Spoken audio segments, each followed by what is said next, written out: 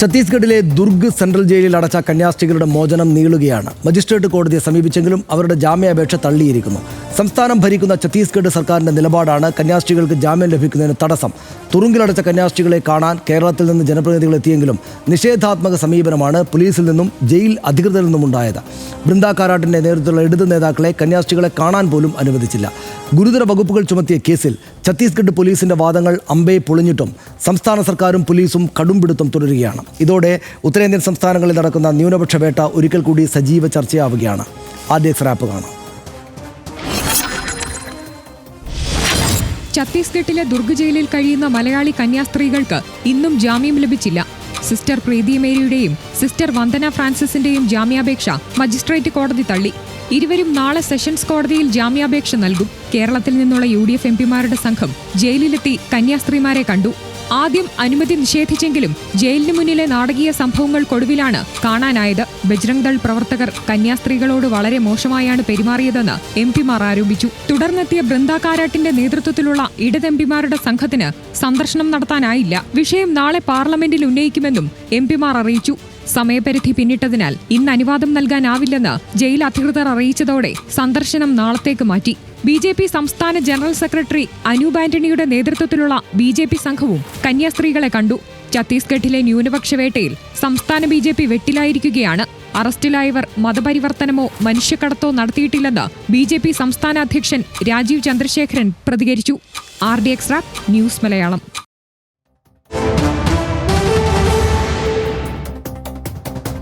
കന്യാസ്ത്രീകൾ ആൾക്കൂട്ട വിചാരണയ്ക്ക് വിധേയരായെന്ന് ബെന്നി ബെഹനാൻ MP പറഞ്ഞു. മൂങ്ങിയെപ്പോലെ മിണ്ടാതിരിക്കണമെന്ന് ബജ്രംഗ് ദൾ പ്രവർത്തകർ ആക്രോശിച്ചെന്നും ബെന്നി ബെഹനാൻ അടക്കമുള്ള MPമാർ ആരോപിച്ചു.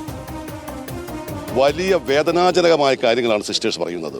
സിസ്റ്റേഴ്സ് അവിടെ കാത്തു നിൽക്കുമ്പോൾ ഒരു പ്രകോപനവുമില്ലാതെ ബജ്രംഗ് ദളിൻ്റെ ആളുകൾ വന്ന് ആദ്യം ഈ സിസ്റ്റേഴ്സിനോട് അപമര്യാദയായി പെരുമാറുന്നു. അതോടൊപ്പം വന്ന് ഈ വന്നിരിക്കുന്ന കുട്ടികളെ അപമര്യാദയായി പെരുമാറുന്നു. പോലീസിൻ്റെ സാന്നിധ്യത്തിൽ ഈ ബജ്രംഗ് ദളിൻ്റെ ആളുകളാണ് സിസ്റ്റേഴ്സിൻ്റെ ബാഗ് പരിശോധിക്കുന്നത്, ഈ കുട്ടികളുടെ ബാഗ് പരിശോധിക്കുന്നത്. സിസ്റ്റേഴ്സിനെ പോലും വളരെ മോശമായ രീതിയിൽ അവർ പറഞ്ഞു, ഞങ്ങൾക്ക് നിങ്ങളോട് പോലും പറയാൻ പറ്റാത്ത ഭാഷയാണ് ഞങ്ങളോട് പ്രയോഗിച്ചെന്ന് പറയും. നമ്മുടെ രാജ്യത്ത് നിലനിൽക്കുന്ന ഭരണഘടനാ മൂല്യങ്ങളോട്, ഭരണഘടന നൽകുന്ന അവകാശങ്ങൾക്കെതിരെയുള്ള ശക്തമായ ഒരു നീക്കമാണ് ഇവിടെ നടക്കുന്നത്. കന്യാസ്ത്രീകളുടെ അറസ്റ്റ് ദൗർഭാഗ്യകരമാണെന്ന് മുതിർന്ന CPM നേതാവ് ബൃന്ദ കാരാട്ട് പറഞ്ഞു. ഇരുവരുടെയും ജാമ്യത്തിനായുള്ള പോരാട്ടം തുടരുമെന്നും ബൃന്ദ അടക്കമുള്ള ഇടത് നേതാക്കൾ അങ്ങോട്ട് പോയിരുന്നു. അതേ തുടർന്ന് ബൃന്ദ അറിയിച്ചു. Behaving in a very ridiculous way, but this is the BJP Raj here. So they can do as they want in the most lawless way. We are determined that we are going to meet the nuns. If we can't meet them today, we will meet them tomorrow. But our purpose is to meet the nuns, and that's what we will do. ഇനി മറ്റ് വിശദാംശങ്ങൾ നമുക്ക് data ഷീറ്റിൽ പരിശോധിക്കാം. കന്യാസ്ത്രീമാർ ജയിലിലാണ് ഇപ്പോഴും ഉള്ളത്. മലയാളി കന്യാസ്ത്രീമാർ 4 ദിവസമായിട്ട് ജയിലിലാണ്. കന്യാസ്ത്രീകളുടെ ജാമ്യാപേക്ഷ മജിസ്ട്രേറ്റ് കോടതി തള്ളിക്കളയുകയാണ് ഇന്നുണ്ടായത്. നമുക്ക് ആ വിവരം നേരത്തെയുണ്ട്. സെഷൻസ് കോടതിയിൽ ജാമ്യാപേക്ഷ നൽകുമെന്ന് കന്യാസ്ത്രീകൾ അറിയിച്ചിട്ടുണ്ട്. സിസ്റ്റർ പ്രീതി മേരി 1-ാം പ്രതി, സിസ്റ്റർ വന്ദന ഫ്രാൻസിസ് 2-ാം പ്രതി ആണ്. ഈ കേസിൽ ചുമത്തിയിരിക്കുന്നത് നിർബന്ധിത മതപരിവർത്തനവും മനുഷ്യക്കടത്തും അടക്കമുള്ള വകുപ്പുകളാണ്. ഒപ്പമുണ്ടായിരുന്ന പെൺകുട്ടികൾ വനിതാ ക്ഷേമ സംരക്ഷണ സമിതിയുടെ സംരക്ഷണയിലാണ് ഇപ്പോൾ. ഛത്തീസ്ഗഡിലെ ദുർഗ് റെയിൽവേ സ്റ്റേഷനിൽ കന്യാസ്ത്രീകളെ തടഞ്ഞു വെക്കുകയായിരുന്നു. നമ്മൾ ഇന്നലെ ഇത് കഴിഞ്ഞ ദിവസം ചർച്ച ചെയ്തതാണ്. നമുക്കറിയാവുന്ന വിശദാംശങ്ങൾ. ബജ്രംഗ് ദൾ പ്രവർത്തകർ തടഞ്ഞത് നിർബന്ധിത മതപരിവർത്തനം ആരോപിച്ചാണ്. പ്ലാറ്റ്ഫോം ടിക്കറ്റില്ലാത്തതിനെ തുടർന്ന് TT വിവരങ്ങൾ തിരക്കി. ഇതെല്ലാം നമ്മൾ കഴിഞ്ഞ ദിവസം വിശദമായിട്ട് ചർച്ച ചെയ്തതാണ്. തുടർന്ന് പ്രാദേശിക ബജ്രംഗ് ദൾ പ്രവർത്തകരെ തടഞ്ഞു, പ്രതിഷേധിച്ചു. കന്യാസ്ത്രീകൾക്കൊപ്പം ഉണ്ടായിരുന്നത് 3 പെൺകുട്ടികളും ഒരാളുടെ സഹോദരനുമായിരുന്നു എന്ന് വിവരം നമുക്കറിയാം. തിരിച്ചറിയൽ രേഖ ഉണ്ടായിട്ടും RPF അറസ്റ്റ് ചെയ്ത് പോലീസിന് കൈമാറുകയായിരുന്നു. രക്ഷിതാക്കളുടെ സമ്മതപത്രം ഹാജരാക്കിയിട്ടും പോലീസ് കേസെടുക്കുകയായിരുന്നു. പെൺകുട്ടികളുമായി കന്യാസ്ത്രീകൾ പോയത് സഭയുടെ ആശുപത്രിയിൽ ജോലിക്കാണ് എന്ന കാര്യം പിന്നീട് വ്യക്തമായി. ന്യൂനപക്ഷങ്ങൾക്കെതിരെ ഉത്തരേന്ത്യയിൽ അതിക്രമങ്ങൾ വർദ്ധിക്കുന്നെന്ന പരാതി നേരത്തെ തന്നെ ഉണ്ട്. യുണൈറ്റഡ് ക്രിസ്ത്യൻ ഫോറം കണക്ക് പ്രകാരം 2014 12 കേസുകളാണ്. 2024 834 കേസുകൾ. ഉത്തർപ്രദേശ്, ഛത്തീസ്ഗഡ്, മധ്യപ്രദേശ് സംസ്ഥാനങ്ങളിൽ ഏറ്റവും കൂടുതൽ ആക്രമണങ്ങൾ കന്യാസ്ത്രീകൾക്ക് നേരെ ഉണ്ടാകുന്നുണ്ട്. UCF റിപ്പോർട്ട് പ്രകാരം 2023 ക്രിസ്ത്യാനികൾക്കെതിരെ 731 ആക്രമണങ്ങളാണ്. 2022 ഇത് 599 ആയിരുന്നു. കൂടുകയാണ് ഉണ്ടായത്. ഏറ്റവും കൂടുതൽ സംഭവങ്ങൾ ഉണ്ടായത് ഉത്തർപ്രദേശിലാണ്. 301 ആക്രമണങ്ങൾ. ഛത്തീസ്ഗഡിൽ 152 ആക്രമണങ്ങൾ ഉണ്ടായിട്ടുണ്ട് കന്യാസ്ത്രീകൾക്കെതിരെ. മണിപ്പൂർ കലാപത്തിൽ വ്യാപകമായി ക്രിസ്ത്യൻ ദേവാലയങ്ങൾ ആക്രമിക്കപ്പെട്ട ദൃശ്യങ്ങൾ നമ്മൾ കണ്ടതാണ്. VHPയുടെ യുവജന വിഭാഗമായ സംഘപരിവാർ സംഘടനയാണ് ബജരംഗ് ദൾ എന്ന് നമുക്കറിയാം. ബാബറി മസ്ജിദ് പൊളിച്ചതിനെ തുടർന്ന് 1992 സംഘടനയെ നിരോധിക്കുകയുണ്ടായിരുന്നു. 1998 ഗുജറാത്തിൽ ക്രിസ്ത്യൻ സമുദായ അംഗങ്ങൾക്ക് നേരെ ആക്രമണം ബജരംഗ് ദൾ നടത്തി. 99 ഒഡീഷയിൽ ഓസ്ട്രേലിയൻ മിഷണറിയെയും 2 മക്കളെയും ചുട്ടുകൊന്നതും ഈ സംഘടനയുടെ പ്രവർത്തകരാണ്. 2002 ഗുജറാത്ത് കലാപത്തിൽ ബജരംഗ് ദൾ പ്രവർത്തകർക്ക് പങ്കുണ്ട് എന്ന കാര്യവും പുറത്തു വന്നിരുന്നു. 2008 കർണാടകയിൽ ക്രിസ്ത്യൻ പള്ളികൾക്ക് നേരെ ബജരംഗ് ദളിൻ്റെ ആക്രമണം ഉണ്ടായിട്ടുണ്ട്. 2011 കാൺപൂരിൽ വാലന്റൈൻസ് ഡേ ആഘോഷത്തിനിടെ ആക്രമണം നടത്തിയതും ബജരംഗ് ദൾ പ്രവർത്തകരായിരുന്നു. UPയിൽ മതപരിവർത്തന നിരോധന ഓർഡിനൻസിന് പിന്നാലെ സമാന്തര പോലീസായിട്ട് പ്രവർത്തിക്കുന്നുവെന്ന ആക്ഷേപമുണ്ട്. 2023 പശുക്കടത്ത് ആരോപിച്ച് 2 രാജസ്ഥാൻ സ്വദേശികളെ ചുട്ടുകൊന്നതും ഈ ബജരംഗ് ദൾ എന്ന സംഘടനയുടെ പ്രവർത്തകരായിരുന്നു. 2025 വാലന്റൈൻസ് ഡേയുടെ തലേ ദിവസം UPയിലെ ഗാസിയാബാദിൽ ആക്രമണം നടത്തുകയും ഈ സംഘടനയുടെ പ്രവർത്തകരായിരുന്നു എന്ന് നമ്മൾ കാണുന്നു. ഇതാണ് വസ്തുത. ഈ അതൊക്കെ നമ്മൾ കഴിഞ്ഞ ദിവസം ചർച്ച ചെയ്തതാണ്. ഇതിപ്പോൾ പക്ഷേ ഇന്ന് വീണ്ടും ജാമ്യം ലഭിച്ചില്ല. അവരവിടെ ജയിലിൽ കിടക്കുകയാണ്. ഇന്നത്തെ പ്രധാനപ്പെട്ട കാര്യം ഇരക്കൊപ്പം ഓടുക, അതിനെ വേട്ടക്കാരനൊപ്പം വേട്ടയാടുകയും ചെയ്യുന്ന പരിപാടിയല്ലേ BJP ചെയ്യുന്നതെന്ന് തോന്നൽ നമ്മളിൽ ഉണ്ടാക്കിയ എന്താണല്ലേ? തീർച്ചയായും. അതായത് തൃശ്ശൂരിൽ മുഴുവൻ കന്യാസ്ത്രീകളും തെരുവിലിറങ്ങി ഇന്ന് പ്രതിഷേധവുമായി. തൃശ്ശൂരിലാണ് എന്നുള്ളത് ഓർക്കണം പ്രത്യേകം. മാത്രമല്ല, ഇവിടെ രാജീവ് ചന്ദ്രശേഖർ BJPയുടെ സംസ്ഥാന പ്രസിഡന്റ് പറഞ്ഞത് എന്താണ്? രാജീവ് പറയുന്നത് ഞങ്ങൾ അവരുടെ കൂടെയാണ്, അവിടെ മനുഷ്യക്കടത്തൊന്നുമല്ല നടന്നിട്ടുള്ളത് എന്ന് പറയുന്നു. വൈസ് പ്രസിഡന്റിനെ ജനറൽ സെക്രട്ടറിയെ ഇവിടെ നിന്ന് ഛത്തീസ്ഗഡിലേക്ക് അയക്കുന്നു, അവിടെ ചർച്ചയ്ക്ക് പോകുന്നു. ഇങ്ങനെയുള്ള പരിപാടികളൊക്കെ നടക്കുന്നുണ്ട്. പക്ഷേ ഇത് കേരളത്തിലെ കാഴ്ചയാണ് നമ്മളിവിടെ ഇരുന്ന് കാണുന്നത്. മാധ്യമങ്ങളൊക്കെ അവിടെ മൈക്ക് വെക്കുമ്പോൾ സ്വാഭാവികമായിട്ട് ഇവരുടെ പ്രതികരണങ്ങളൊക്കെ വരുന്നു. അവിടുത്തെ മുഖ്യമന്ത്രി എന്താണ് പറഞ്ഞിരിക്കുന്നത്? മുഖ്യമന്ത്രി പറഞ്ഞിരിക്കുന്നത് ഇത് മനുഷ്യക്കടത്താണ്, മതപരിവർത്തനമാണ്, അത് അങ്ങനെ വിടാൻ ഉദ്ദേശിച്ചിട്ടില്ല എന്നാണ് മുഖ്യമന്ത്രി പറയുന്നത്. അതാണ് BJPയുടെ പ്രഖ്യാപിത നിലപാട്. ആ നിലപാട് തിരിച്ചറിയുന്ന വളരെ കുറച്ച് സഭാ നേതൃത്വം ഒക്കെ കേരളത്തിലുള്ളൂ എന്നുള്ളതും യാഥാർത്ഥ്യമാണ്. ഇതാണ് യഥാർത്ഥത്തിൽ BJP ഈ കാര്യത്തിൽ സ്വീകരിച്ചിരിക്കുന്ന സമീപനം. പക്ഷേ പ്രതിപക്ഷം ശക്തമായ നിലപാട് സ്വീകരിച്ചു. തീർച്ചയായും വിവിധ ക്രൈസ്തവ വിഭാഗങ്ങൾ ഈ മട്ടിൽ വല്ലാതെ ആക്രമിക്കപ്പെടുന്ന സാഹചര്യം ഇന്ത്യയുടെ വിവിധ ഭാഗങ്ങളിൽ ഉണ്ടായപ്പോഴും ഉണ്ടായതിനേക്കാൾ വളരെ കരുത്തോടെയുള്ള ഒരു പ്രതികരണം കേരളത്തിലെ പ്രതിപക്ഷ രാഷ്ട്രീയ കക്ഷികൾ, ഇന്ത്യയിലെ പ്രതിപക്ഷ രാഷ്ട്രീയ കക്ഷികൾ സ്വീകരിച്ചിട്ടുണ്ട് എന്നുള്ളത് സംശയമില്ല. കേരളത്തിൽ നിന്നുള്ള MPമാർ അവിടെ പോയി, UDF MPമാർ അവിടെ പോയി, അവരെ കണ്ടു.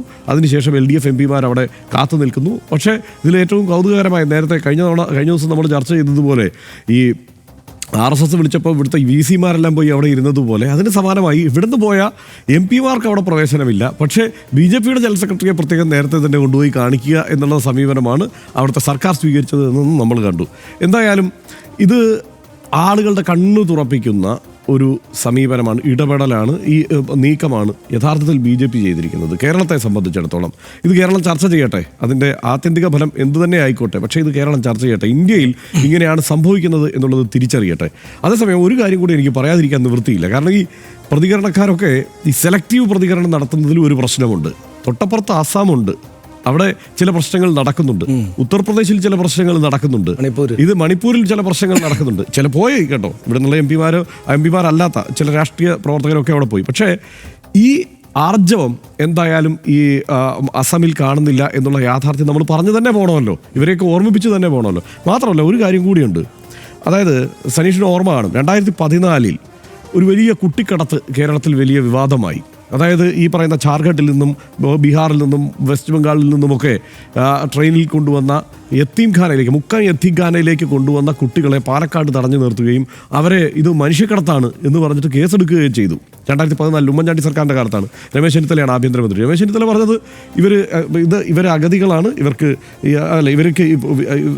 അനാഥരായ കുട്ടികളൊക്കെയാണ്, അവർക്ക് യത്തീംഖാനയിൽ പഠിപ്പിക്കാനുള്ള സൗജന്യ പാഠശാലയായി യത്തീംഖാന പ്രവർത്തിക്കുന്നുണ്ട്, അവിടേക്ക് കൊണ്ടുവന്നതാണെന്ന് പറഞ്ഞപ്പം രമേശ് ചെന്നിത്തല പറഞ്ഞത് എന്താ, അങ്ങനെ പഠിപ്പിക്കണം എന്നുള്ളവർ അവിടെ പോയി പഠിപ്പിച്ചോട്ടെ എന്നാ പറഞ്ഞത്. എം കെ മുനീർ അത് പറഞ്ഞത് ഇത് മനുഷ്യക്കടത്താണ് എന്നാണ് ആ കാലത്ത് പറഞ്ഞത്.